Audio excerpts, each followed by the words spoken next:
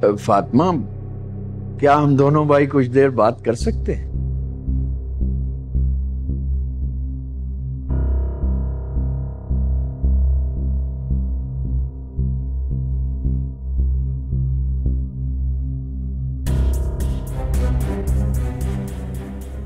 शमीम जब से विरसा बेटी के घर से आई है, क्या बताऊं, एक पल चैन नहीं मिल रहा। यूं समझो दिल का सुकून गारत होकर रह गया है। रात को ठीक से सो भी नहीं सका। तुम्हारे दिल पर जो गुजर रही है मैं अच्छी तरह जानता हूं। जब मेरी ये हालत है तो तुम तो कर भी क्या सकते हैं भाई साहब। ये कांटों भरा रास्ता हमने खुद ही तो चुना। और सच्ची बात यह है कि उसने तो हमें बताया तक नहीं। माँ बाप की मर्जी के बगैर कोई भी लड़की ससुराल में इज्जत और मर्तबा हासिल नहीं कर सकती।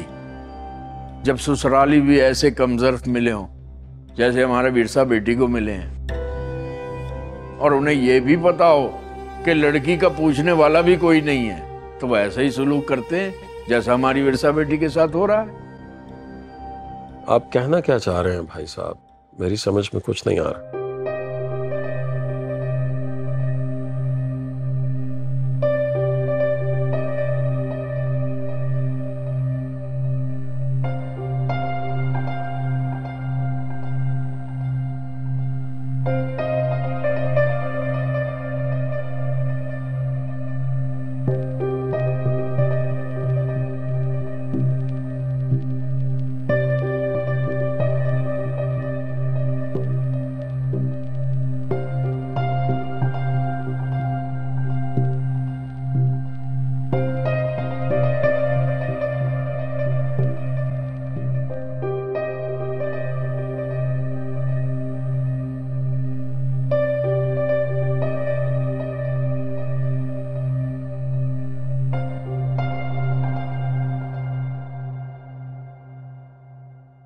ये लीजिए।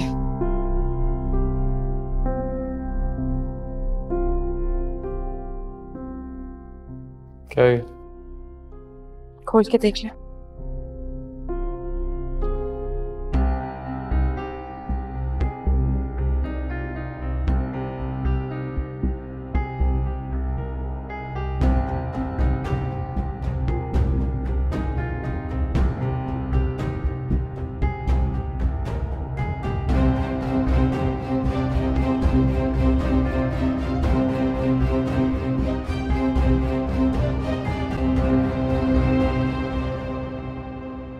तुमने असल में गुस्से और नाराजगी में अपनी बेटी की तरफ से दिल सख्त कर लिया है, वरना जो मैं कह रहा हूं उसमें ऐसी समझ में ना आने वाली तो कोई बात नहीं है।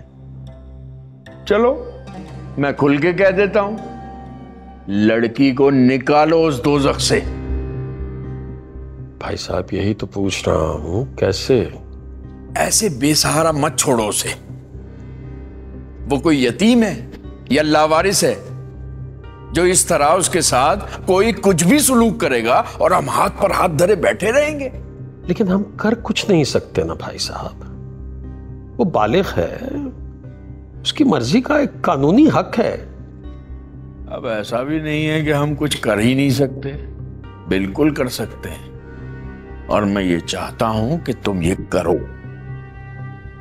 अदालत में दरखास्त दो और उसमें ये लिखो कि उन लोगों ने हमारी बेटी को डरा धमका कर जबरदस्ती हफ्से भेजा में रखा हुआ है। तुम देखना अदालत तुम्हारी बात सुनेगी और मानेगी भी। तुम बाप हो उसके।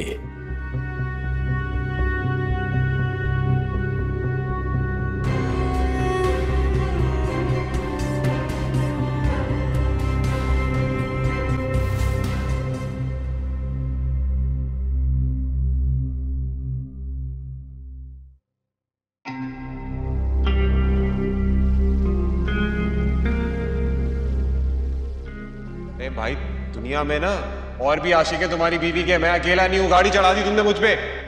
मैं खुद परेशान हूं इस बात से कि तुमने जब इतनी मोटी रकम दी थी मेहर के लिए तो वो वापस क्यों आई थी तुम्हारे पास? मैंने सुना है विरसा का दूसरा आशिक वो आदिल बड़े चक्कर लगा रहा है घर में। ऐसा ना हो कि वो घर तुम्हारे चक्कर लगाता रहे और फिर एक दिन मैना लेके उड़ जाए।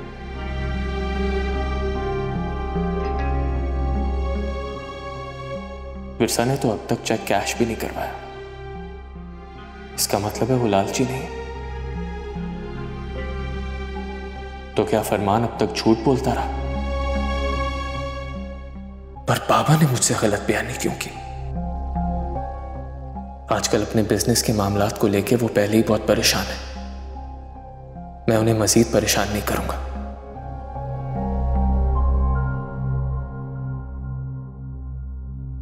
मुझे आपसे कुछ जरूरी बात करनी है। क्या आदिल भाई या फिर फरमान भाई में से कोई यहाँ आपसे मिलने आया था? क्यों पूछ रही हो? मुझे प्लीज बताएं, आपसे किसी ने कोई बकवास की है क्या? इससे क्या होने वाला है? और कोई भी कुछ ऐसे ही नहीं कहता।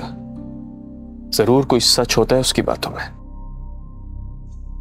शायद मैं आपको इस बात का यकीन कभी ना दिला पाऊं कि क्या सच है और क्या नहीं, लेकिन जिसने भी बकवास की है उसका मुंह तो तोड़ सकती हूँ ना। प्लीज। ऐसे तो कोई भी कभी भी आपको आके कुछ भी मेरे खिलाफ बोल के चला जाएगा। आदिल ने तो कुछ भी नहीं कहा। अलबत्ता वो फरमान, उसका मुंह बंद नहीं होता।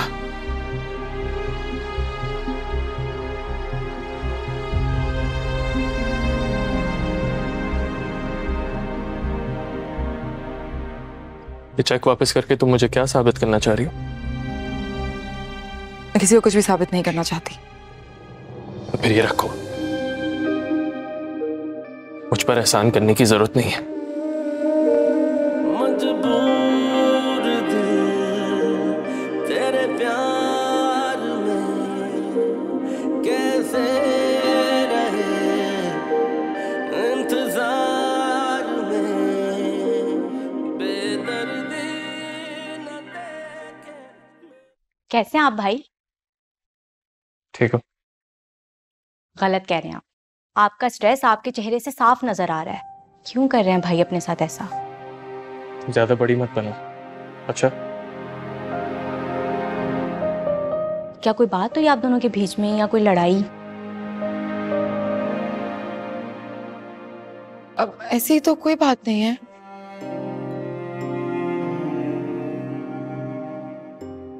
भाई आप मुझे बताएं क्या हुआ है। बताएं भाई।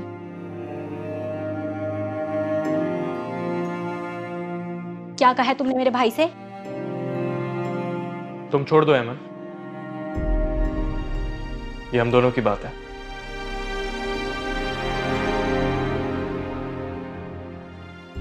भाई जब आपको इसका यहाँ रहना पसंद नहीं है तो इसे इसके घर क्यों नहीं भेज देते? कम से कम इस घर का माहौल तो ठीक हो। छोड़ाऊंगा। कब छोड़ाएंगे? बहुत जल्द। पता नहीं ये जल्द आपका कब आएगा। क्या बातें हो रही हैं तुम दोनों बहन भाइयों में? ओह, ये भी यहाँ है। मैं अपने कमरे में जा रहा हूं।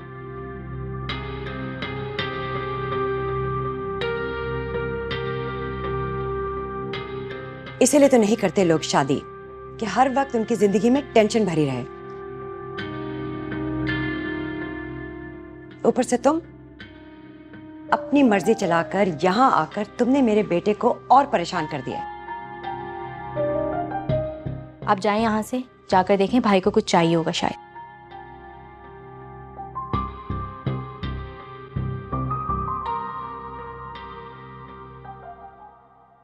मैं देख रही हूँ तुम कुछ ज्यादा ही नरमी से पेश आ रही हो इसके साथ।